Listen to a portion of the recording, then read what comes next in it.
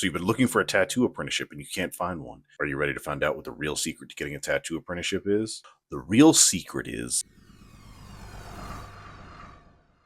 so not everybody's going to live in a place that has a tattoo shop that is going to need help. A lot of them are probably not going to have enough room to take on an apprentice.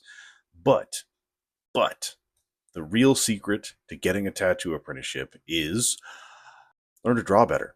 Be better at art. The better you are at drawing, at art in general, the more of a chance there's going to be that a shop takes a chance on you, even if they don't have room for you right now. Either they'll keep you in mind for when they have a space opened up, that they can spend the time and the energy teaching somebody how to tattoo, or some of them will just take you on anyways, thinking like, wow, we can't let this person slip by. We should just make it work anyway. So the better you are at art, the more time and effort you put into developing those skills before you look for a tattoo apprenticeship, the better your chances of actually getting one. So let's improve those skills. Everything is made of some basic shapes. Once you have a good idea of how to construct these shapes, you can put them together in whatever combinations you need to draw whatever you want. For the most part, most everything's made of boxes, cylinders, cones. So to start out, you're going to have a square, you're going to have a circle, you're going to have a triangle. Those are the basic building blocks that you need to pay attention to, that you need to look around in your environment and see how things are made of these three shapes. But Shane, what about octagons? Octagons. Unless you need to tattoo a stop sign for some reason, figure it out then. So, the square, you just add another square, and then connect the corners, and you have a box. The cylinder, you have a circle, and another circle, connect the sides of those, and you build a cylinder. Now for the cone, you take that triangle that we started with, and the straight line at the bottom, you draw a circle or an oval instead, depending on what sort of angle you're viewing this cone from. And from there, on all of these, you can start kind of building depth.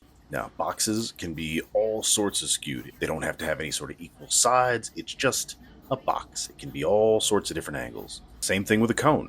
It can be super tiny on one end and super big on the other and have a huge taper. But the basic shape, the cylinder, is just a cylinder. And when you're making these look a little more three-dimensional, you want to think about where your light source is, how that light is falling on that object. So if you're using a single light source, there's going to be a side that has light on it and a side that's in shadow.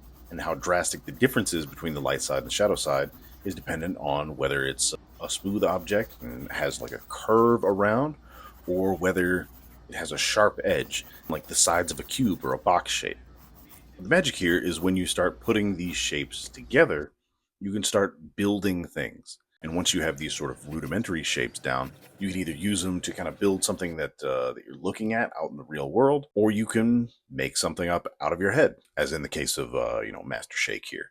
Not totally faithful to the original, but close enough.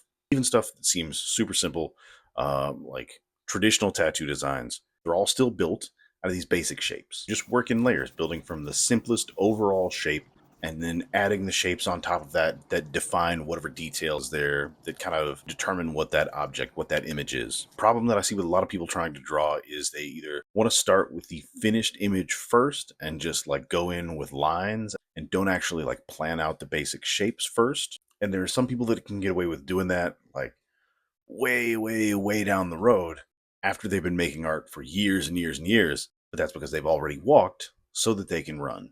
They've done that preliminary work of building everything out of shapes so much that they can now do that part in their head. But if you're not learning how to do that first, you're basically shooting yourself in the foot. You are doing a massive disservice to yourself by not putting in the time to learn the basics. But go ahead and follow the channel. That really helps me out a lot, trying to grow the channel to reach a wider audience so that I can help more people. And if there's something specific about drawing or art or tattooing that you want to know, leave me a comment. Let me know. And if you've made it this far in the video, comment shapes down in the comment section so I know you made it all the way through. But until next time, stay red, y'all. Fly Chin.